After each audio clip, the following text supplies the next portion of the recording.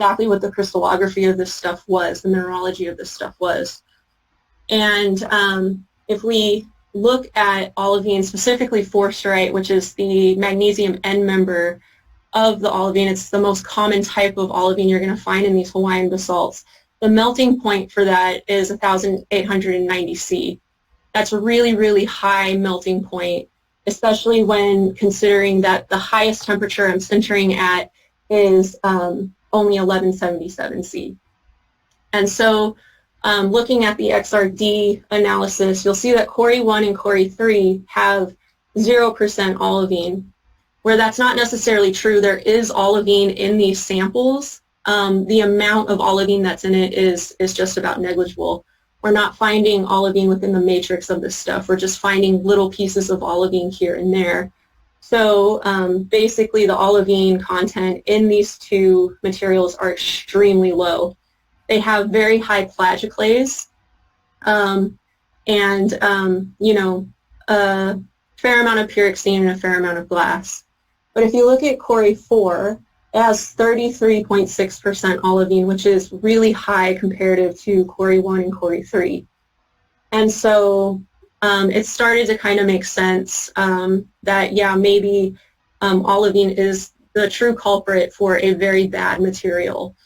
And so the idea was that you have in a sample that's rich in olivine, when you sinter, the basalt grains during the sintering process begin to fuse.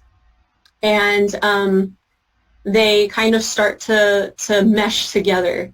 Whereas if you have a large percent of olivine, that olivine isn't necessarily sintering or melting, it's just kind of sitting there and warming up.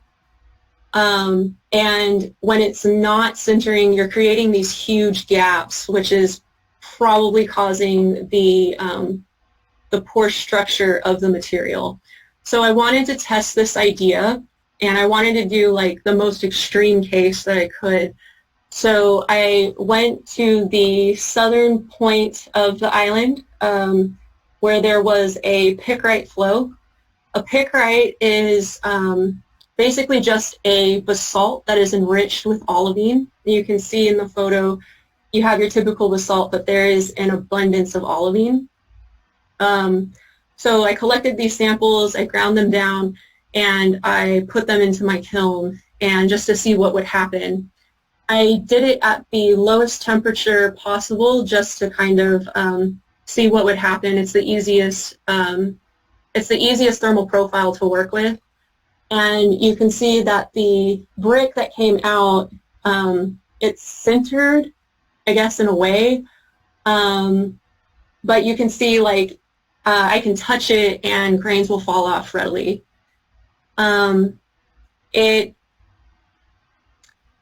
It's very brittle to touch. It falls apart. It just doesn't look as nice as the other tiles that I have. And when you look at it up close, you can kind of see the grains are just kind of connected. They're not really melted within each other. They're just kind of sitting on top of each other. And I believe that is due definitely to the olivine. So this was something that is very important. So if we have a basalt that is abundant in olivine, that might not be the best basalt to sinter with.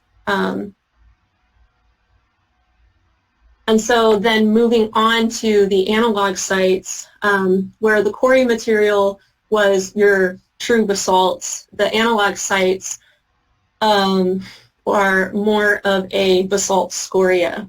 Basalt scoria is a little bit different. Scoria is formed at vent eruptions. So it's the stuff that is being blasted out of a vent. As soon as it hits the air, it vitrifies. So it's basically made up of broken up crystals and a lot of volcanic glass.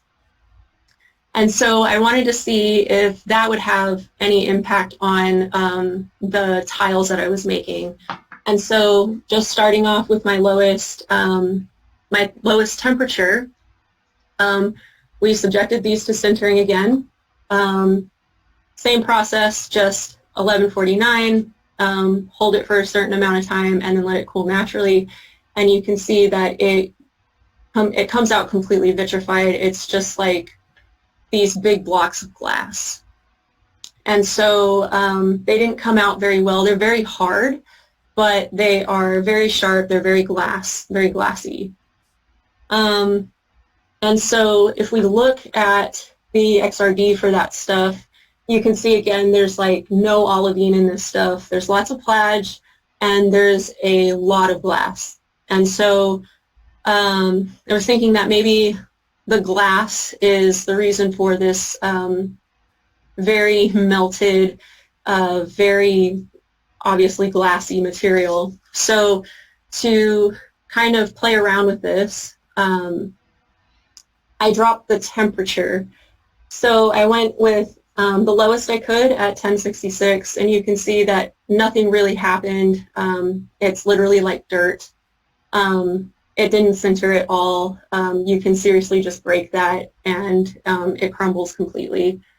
So then I just raised the temperature up to 1121, and then again at 1135. And these two materials are more reminiscent of my my 1149 and 1177 material, except that they're made with basalt scoria.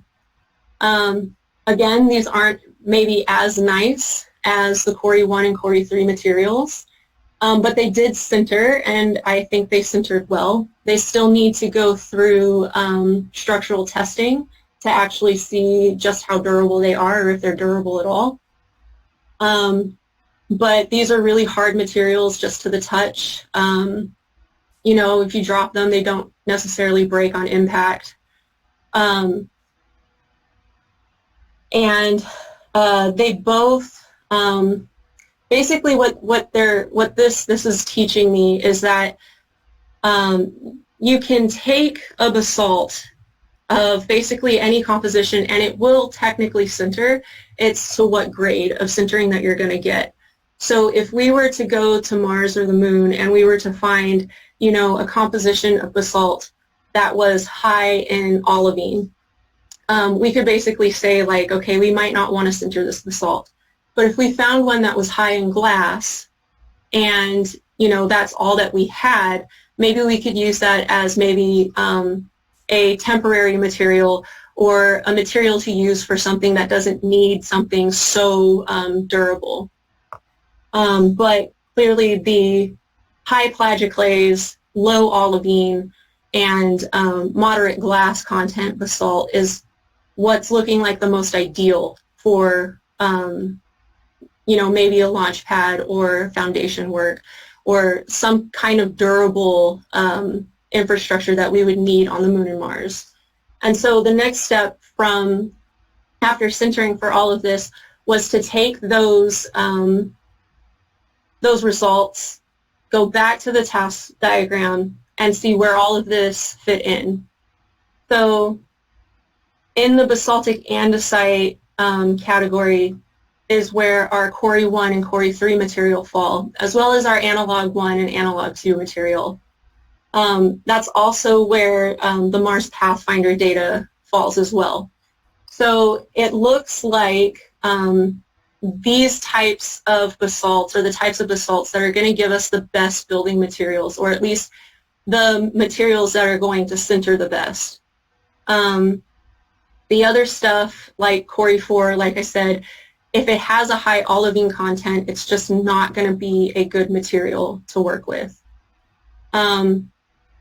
So next kind of steps are to get better data sets for the Moon and Mars and do more comparisons from the Hawaiian basalts that I have and compare them to what is actually on the Moon and Mars, and can we find a Cori 1, Cori 3-esque material on these planets, and can we make the same level of tile as I do here in Hawaii on those other places.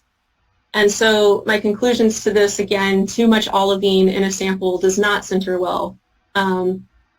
A low olivine and high glass content actually drives the sintering temperature down, which is also maybe beneficial.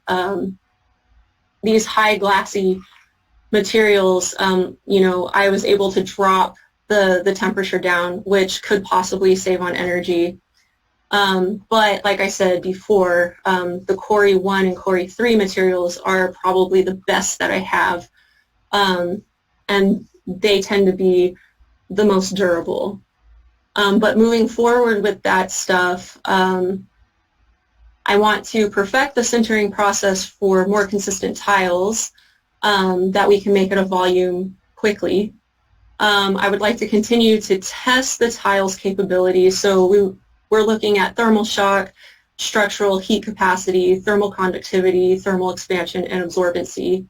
And then also mixing basalt compositions. So like maybe we have a high olivine content basalt, and that's maybe one of the only things we can get. But then we have also a high glassy basalt or basalt scoria. Can we mix the two to kind of create a different type of composition that'll still sinter well? Or do we have to find a mining site for these basalts? Like, will this one basalt only work, or can we mix them to make something that'll work okay for what we need? So for that's all I have for you today, and I'll take any questions. A great presentation. Thanks, Kyla. Thank you. All right, looks like Calvin wrote, how do you imagine sintering will be done on the lunar or Martian surface?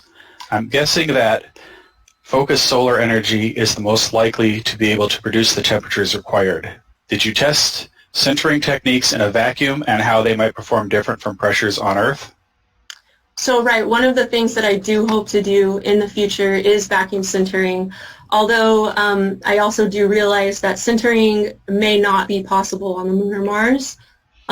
We're using sintering more as like a proof of concept. This is a good way for us to see the compositions of basalts and how they're going to behave under these temperatures and under these thermal profiles. So it actually might not be possible for us to sinter, but the important thing to understand is, does composition and mineralogy play a key role in the durability of a material? Great. Actually, if I can jump in for a second, sure. Ben, it's the how to manage the sintering on the Moon or Mars. I mean, there's going to be different options for power availability on the Moon. Earlier talks have mentioned about the possibility of having nuclear small power plants on the Moon. That's one option. Definitely, solar concentrators can reach the temperatures required for sintering as well. And then there's also work that can be done using microwaves to achieve the sintering. So it's definitely not out of the question. I think the main purpose behind this study is that in the past we've heard over and over again sintering is a way to produce manufacturing materials or construction materials on the Moon or Mars. And people just seem to assume that wherever you land, you're going to be able to sinter the regolith. So the question that came up was, well, is all regolith created equal, and if there's any differences in the composition of the regolith, is that going to have an effect on the sinterability of it? So right now, like Kyla mentioned, we're in the proof of concept just to try to demonstrate or find out if indeed slight changes in composition of the basalt or the regolith will have a significant effect on the sintered material, and the answer is yes. It's quite significant. So I will disagree with Kyla on that. It may not be possible. I think it is very possible to achieve sintering on Moon or Mars. It is without a doubt an energy-intensive process. That's no question about it. But yeah, we still need to test it on a vacuum environment to see what the effects are. And other work that we're currently involved with right now is trying to test a binder that we believe can be synthesized from in situ resources, and that could allow us to either lower the sintering temperature or eliminate it altogether. Mm-hmm. Great.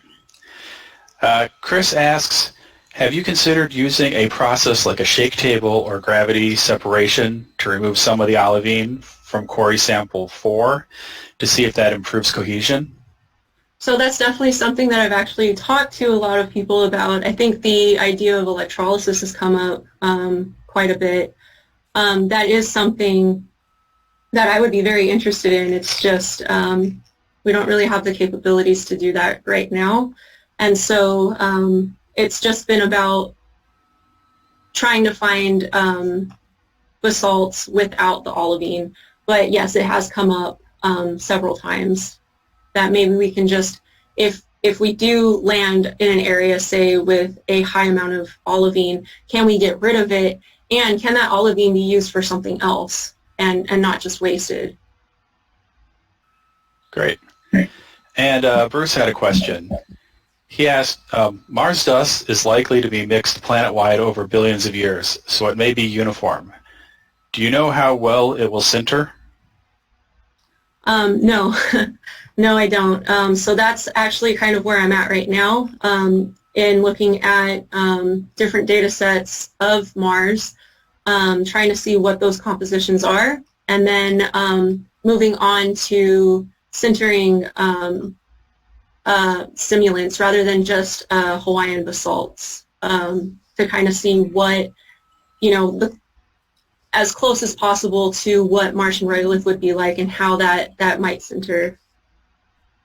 And if I may add, to say that the Mars regolith is being mixed over billions of years may be uniform, it only takes very slight variations in the mineralogy of the basalt to have significant effects. So we got to be careful and choose to assume that Mars is a single composition of regolith all throughout. We do need to. We do have to find out, precise composition of different places in Mars, and then based on that, do a map that would allow us to determine which provide the most sinterable materials. Just to say that it's all mixed into a single recipe, I think it's not realistic. Right, and just like Hawaii, Mars is basically the same type of volcanic activity. So you have areas where, say around Olympus Mons, for example, it's very comparable to our mountain here, Mauna Loa, where Mauna Loa, that gave me my Cori 1 and Cori 3 material, but it also gave me my pickrite material. So it just depends on behavior of the volcanic material, the volcano itself, and the material that it erupted. And, even though it's had a lot of time to mix and all of that, it's still very likely that you have different compositions. And I'm seeing that from the data sets that I have and putting them into those task diagrams. Okay. Mark, you got your hand up. Do you want to unmute and ask your question? Yes. Well, thank you very much, Kyla. Nice to see you again. Thank you for the presentation. I was wondering if you also looked at other high melting point minerals, such as spinel, which is also quite abundant, I guess, here in the mantle and also on the moon. Yeah. So that is actually something that I am looking at, but for this presentation purpose, I just really wanted to get the information out about the olivine. But yes, I am looking at also pyroxenes, spinel, and the other constituents of basalts that are going into this. What I've noticed with Hawaiian basalts, though, the spinel content is very small, but there's still a lot of work to be done there with looking deeper into the mineralogy.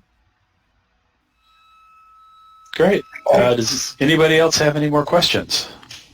If I may, I actually have another question as well. Go for it. Did you also look at higher temperature melting points, like maybe up it to 1400, 1500 degrees Celsius? Or doesn't it work? Do you have pure glass then? So do you mean like bringing the sintering temperature up? Yep. So I have thought about that, but when we're thinking about the moon and Mars, right, we want to be as energy efficient as possible. So I felt as though if we were to bring the temperature up higher, which is already very difficult to sinter at the 1177 temperature, it to me seems pointless to go any higher, just because of the fact that we're doing this for the moon and Mars, right? We want to be we don't want to use as much energy as possible. And so right now, that highest temperature seems it to be, as far as I want to go, especially because it is very hard to sinter at that temperature already. I still have a lot of issues with it, from sticking to molds to I still get cracking in the oven as well. If I may add to that, the other thing is that sintering is a process by which you approach liquefaction of your grains. If you increase the temperature past the sintering point, you enter into the melting point or liquefaction of the material. That's a completely different process. Now, that does not mean that you cannot consider melting and casting as a different option for producing a material. But once you can't increase the sintering temperature, because the sintering point of a material is given by its physical-chemical properties. If you pass the sintering point, you get into the melting point, and that's a completely different process. All right. Well, thanks. Does anybody else have any questions? All right, looks like not. We turn off screen sharing so we can see that everybody who's here. I mean. Okay. Let's see. Did that stop it? No, you're still sharing. The very top of your screen, the green thing. Okay, hold on. Stop. Okay. There you go. Now we can see everybody. Thanks. Mm-hmm. All right, everyone. Well, if we don't have any more questions, we'll wrap this up. Thanks, Kyla. That was a great presentation. Thank you. Appreciate it. And thanks for everyone for being here. We're doing a networking session at 5 o'clock Central, so hope to see you there. Bye. All right, bye. Bye.